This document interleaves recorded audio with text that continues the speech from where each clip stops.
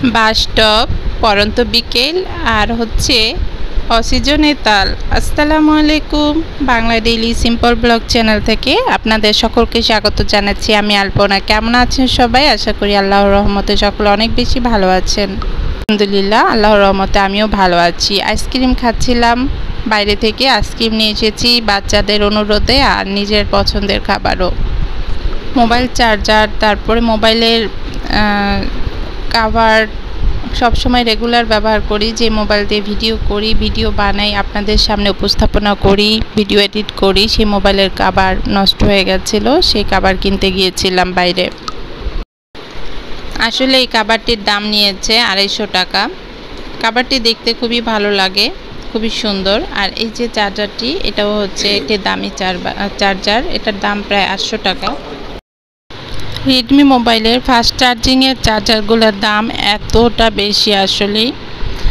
আর হচ্ছে এই চার্জারটা আসার পর আনার কারণও আছে। আমার যে মূল চার্জার, সেই চার্জারটা নষ্ট হয়ে গিয়েছে, আবার যায়নি, ঠিক আছে সব কিছু, কিন্তু ওটার যে কেবলটা, সেই কেবলটার মধ্যে আমার যে ছোট মেয়েটা, সে একটু কামড়ে দিয়েছিল। সেই কামড়ানোর কারণে সেখানে একটু সমস্যা দেখা দিয়েছে, কিন্তু চলে ঠিকঠাক মতো।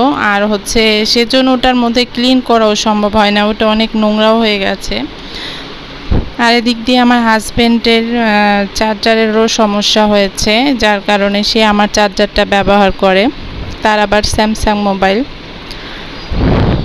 তো সব মিলিয়েই এখন পুরান যে চার্জারটা আছে, সেই চার্জারটার কেবলটাকে আমি একটু রিপেয়ার করছি, কারণ যেহেতু এটা আমার হাজব্যান্ড ব্যবহার করবে, তাকে একটু নতুনত্ব দিয়ে ভালো করে এটাকে সুন্দর করে দিচ্ছি, যাতে করে এটা থেকে কোনো সমস্যা না হয় আর এটা অনেক দিন ব্যবহার করতে পারে।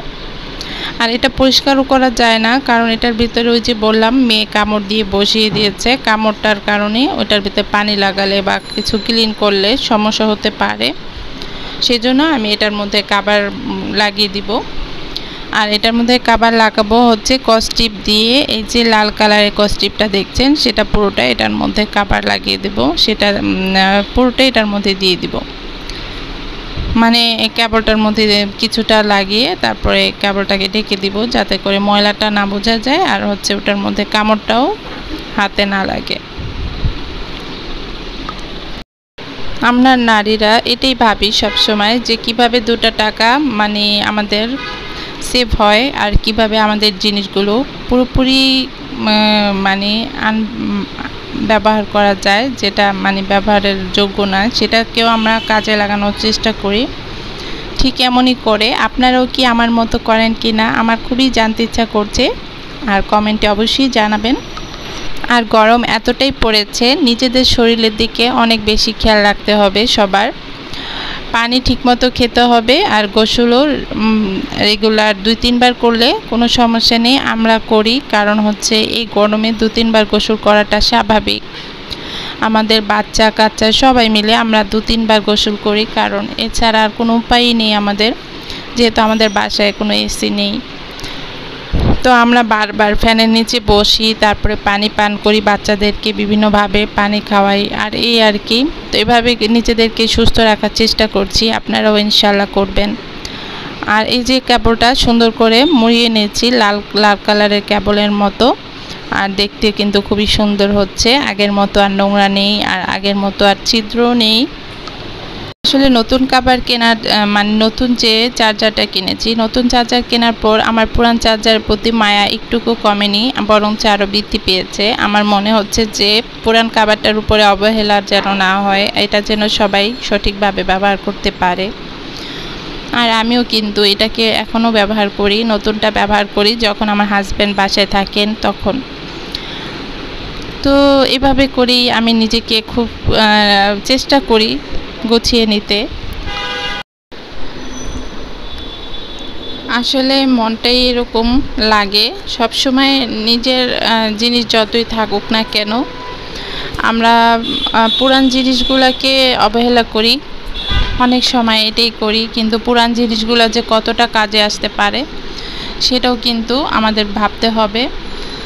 আর যেহেতু এই জিনিসটা টাকা দিয়ে কেনা, তো সেজন্য এটাকে আর আমি অবহেলা করছি না। এটাকে অবহেলা করাটা বোকামি ছাড়া আর কিছুই না। এটা ফেলে দিলে এটা ময়লার বক্সে চলে যাবে, আর এটা ফেলে দিলে কোনো কাজেই আসবে না। তাই আমি এটাকে কাজে লাগালাম আর কি। এরপরে বিকালে চলে গিয়েছিলাম ছাদে। ছাদে যাওয়ার পর যে রৌদ্র, আসলে রৌদ্রে গাছের অবস্থা দেখেন কি হয়েছে। প্রত্যেকটা গাছের কি অবস্থা, মনে হয় যে মরুভূমিতে আছে। এরপরে কিন্তু আমি গাছগুলোতে পানি দিয়েছিলাম এবং ভেবেছি আপনাদের সাথে একটু আকাশের যে দৃশ্যগুলো শেয়ার করে। রৌদ্রোজ্জ্বল বিকেলটা, চকচকে বিকেলটা আপনাদের সাথে একটু শেয়ার করি। আমার কাছে প্রকৃতি খুবই ভালো লাগে। প্রকৃতির মাঝে থাকা, প্রকৃতির মাঝে যাওয়া, এটা আমার কাছে খুবই শান্তির মনে হয়। এই আনারসের গাছের আনারসটা, এটা হচ্ছে আনারস খেয়ে আনারসের উপরে অংশটা লাগিয়েছিলাম, তারপরেই আনারসের গাছ হয়েছিল প্রায় 1 বছর ধরে। তো বিকাল শেষ হয়ে গেল, আমরা চলে এসেছি সন্ধ্যায় মুড়ি মেখেছিলাম সবার জন্য।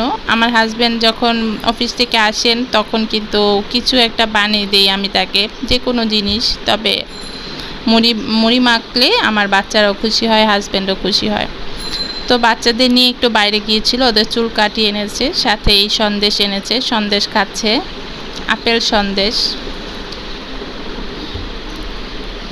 এই যে দেখছেন তাল, এই তালটা আসলে কোত্থেকে এলো, কিভাবে এলো, আপনাদেরও তো জানতে ইচ্ছে করে। এটা ভাদ্র মাসের তাল, আমার হাতে কি করে এলো, তাই না? আসলে এটা আসার অনেক কারণ আছে। আমার হাজব্যান্ড গ্রামের বাড়ি থেকে তাল এনেছিলেন সেই ভাদ্র মাসে, তার নিজের হাতে তাল গাছের তাল। আর আমি সেই তাল সংরক্ষণ করব না, সেটা তো হয়ই না। গ্রামের বাড়িতে একটি প্রবাদ আছে, তাল গাছ লাগিয়ে তাল খাওয়ার ভাগ্য নাকি সবার হয় না।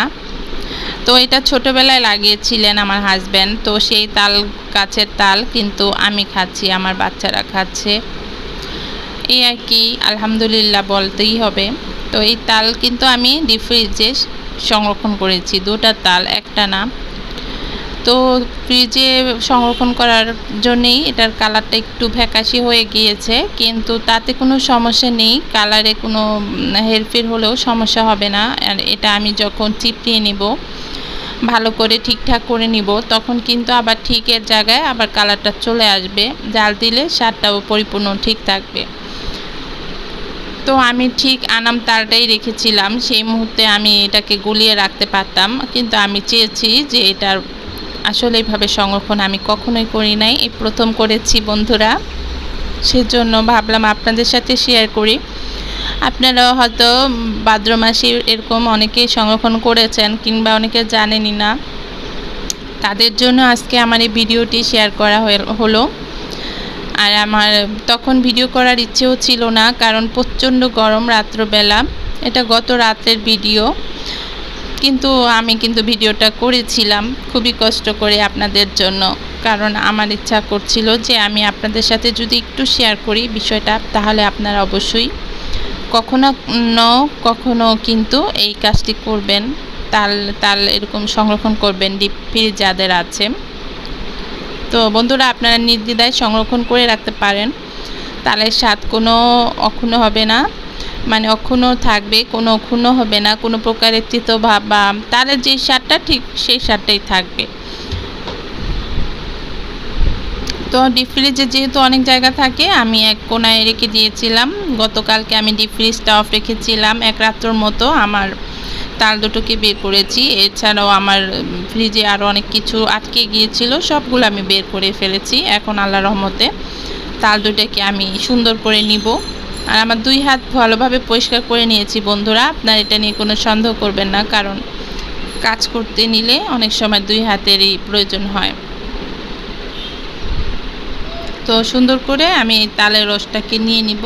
এভাবেই আমি সংরক্ষণ করা শিখেছি আমার শাশুড়ি মায়ের কাছ থেকে। আমি এত কাজ আগে কিছুই জানতাম না, আসলে শ্বশুরবাড়ি এসেই আমি সমস্ত কাজ শিখেছি। আমার শাশুড়ি আমার বয়স অনেক, যার কারণে আমি যখন থেকে বিয়ে হয়েছে তখন থেকে আমার সংসারে হাল ধরতে হয়েছে শ্বশুরবাড়িতে এসে। যার কারণে আমি ফ্যামিলি বড় বউ, যদিও আমার দেবর আগে বিয়ে করেছেন, আমি আরও পরে বিয়ে হয়েছে আমার হাজব্যান্ডের আমার সাথে, তারপরও কিন্তু আল্লাহ রহমতে আমি সব কাজই এই ফ্যামিলিতে এসে করেছি। আমার কোনো কাজের প্রতি অনীহা ছিল না, না পারলেও আমি সেই কাজটা আগ্রহ নিয়ে করেছি, বা এখনও পর্যন্ত আমার কাজের প্রতি আগ্রহ কমেনি। শরীর আর মন এ দুটো যখন ঠিক থাকে আমি কিন্তু অনেক কাজ আল্লাহর রহমতে করতে পারি বা করি। এই যে তাল নেওয়া, তালের মানে এগুলা আসলে আমার মা এখনও পর্যন্ত এগুলো নেয় না বা নেননি। কারণ হচ্ছেন আমার মা তো গ্রামেরই, তারপরে উনি কিন্তু কখনো এই ধরনের কাজগুলো করেন না। কারণ ওনারা আসলে সময়টাকে বলে যে এগুলো ঝামেলা, এগুলো কেন করব, এগুলো করে সংসার মানে নামাজের টাইম মানে অনেক কিছু নষ্ট হয়, অপচয় হয় এগুলো আর কি। এর জন্য আর কি কখনো আমার মায়ের কাজগুলো করেনি বা আমি নিজের চোখে দেখিনি তাল এরকম নিতে মায়ের বাসায়। যার কারণে আমি কিন্তু অন্যান্য পিঠা সবই খেয়েছি, তাল বানানো, তাল এরকম নেওয়াটা আমার শ্বশুর শাশুড়ি আমার থেকেই শেখা। কারণ তাদের দেশে তাদের গ্রামে তালে এভাবে করে নেয়, আর তারা কিন্তু তালের পিঠাও বানায় মজার মজার।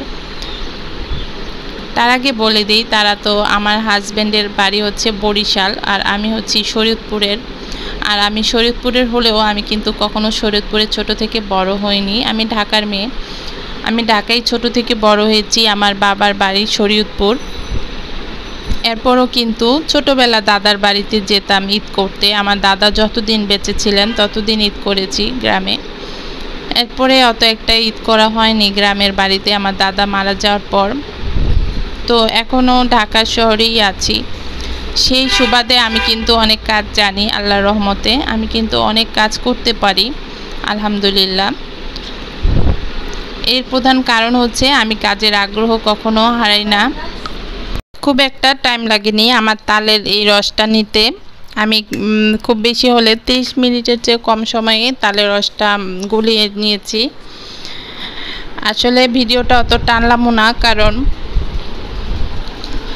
এই যে দেখছেন তালের রস পুরোটাই কিন্তু আমি নিয়ে নিয়েছি, 2টা তালের রস একসাথেই নিয়ে নিয়েছি। তালগুলো অত বড় না, একটু ছোট সাইজের তাল। তো এই তাল সংরক্ষণ পদ্ধতিটা আপনাদের কাছে কি ভালো লেগেছে কিনা অবশ্যই আমাকে জানাবেন, অবশ্যই জানাবেন। আপনাদের প্রত্যেকটা কমেন্ট আমি পড়ি, আপনাদের কমেন্ট পড়ে আমার মন জুড়িয়ে যায়। তালের রস যখন গুলাই তখন কিন্তু এই যে ছাকনাতে একটু ছেঁকে নিতে হবে, কারণ এর ভিতরে কিছু আঁশ থাকবে। ওই আঁশগুলো যদি ফেলে না দিই তাহলে পিঠা বা যে কোনো পায়েস বানাই, তাল দিয়ে যাই বানাই কেন, সব কিছুর মধ্যেই আঁশটা চলে আসবে। তার জন্য আমি একটু ছেঁকে নিলাম। আসলে একবার করে ছাকলে হলো না, আমি 2-3 বার করে ছাকবো, এটাকে বারবার করে ছাকবো, যাতে করে এই রসের ভেতরের আঁশগুলা, বাড়তি আঁশগুলা আমি ফেলে দিতে পারি। ভিডিও এডিটিং, ভিডিও বানানো, এমনকি যে দেখছেন সংসারের কাজ, প্রতিটা কাজের মধ্যেই কিন্তু মনের মাধুরী মিশিয়ে করার চেষ্টা করি। জানি না আপনাদের কাছে আপনাদের মন কতটুকু ছুঁয়ে যায় আমার এই ভিডিও দেখে। অবশ্যই আমাকে আপনাদের ভালোবাসা দিয়ে যাবেন, আপনাদের লাইক, আপনাদের সাবস্ক্রাইব, আপনাদের ভালোবাসাই হচ্ছে লাইক আর সাবস্ক্রাইব। আমি যখন লাইক পাই আর সাবস্ক্রাইব পাই তখনই কিন্তু আপনাদের ভালোবাসা আমি পাই। এভাবে করেই আপনাদের ভালোবাসা আমাকে দিয়ে যাবেন, আর আমিও চেষ্টা করব আমার যতটুকু সম্ভব, মানে আমার সম্ভবের ভিতরে প্রত্যেকটা দিক দিয়ে আমি আপনাদের সাথে থাকার চেষ্টা করব ইনশাআল্লাহ। এরপরে আমি তালের রসটাকে ইলেকট্রিক চুলায় জাল দিয়ে নিয়েছিলাম, চিনিও দিয়েছিলাম সাথে। চিনি দেওয়ার পরে এটা জাল হয়ে গেল, পরে আমি কিন্তু কাজ শেষ করে দিয়েছিলাম। এরপরে সকালবেলা আবার চলে এসেছি। মাটি কতগুলো টব নষ্ট হয়ে গিয়েছে, মাটিগুলো নষ্ট হয়ে গিয়েছে। মাটি নষ্ট হয়ে গেলে কিন্তু মাটির মধ্যে কেমন যেন একটু পোকা পোকা ভাব চলে আসে। তখন আমি ভালো মাটি আর ওই নষ্ট মাটি আর সাথে কিছু ডিমের খোসা গুঁড়ো ওগুলো দিয়ে চা পাতা গুঁড়ো, মানে চা পাতা সব মিলিয়ে একসাথে এক ধরনের মাটি তৈরি করছি, বা এই মাটিটাকে আমি টবের জন্য রেডি করছি। এখন কিন্তু আপনাদের সাথে একটা নতুন ধরনের টবের পরিচিত করিয়ে দিব। আমি কিন্তু বাঁশ টব বলতে কোনো টব আছে সেটা আগেও জানতাম না। সেই বাসটবটিকে আমি এক জায়গায় পেয়েছি, কুড়িয়ে পেয়েছি বলতে পারেন, ফেলে দিয়েছে, তো সেখান থেকে কুড়িয়ে এনেছি। আমি যখন দেখলাম ওই বাসটার ভেতরে মাটি দেওয়া এবং ডিজাইন করে কাটা, তখনই আমার বুঝতে আর বাকি ছিল না যে এটা বাসটব। আমি সেই বাসটবটাকে নিয়ে বাসায় চলে এসেছি। আমি ওটাকে যথোপযুক্ত সম্মান দিব ইনশাআল্লাহ, ভবিষ্যতে আপনাদের সাথে শেয়ার করব। বন্ধুরা, আজকে ভালো থাকুন, সুস্থ থাকুন, আল্লাহ হাফিজ।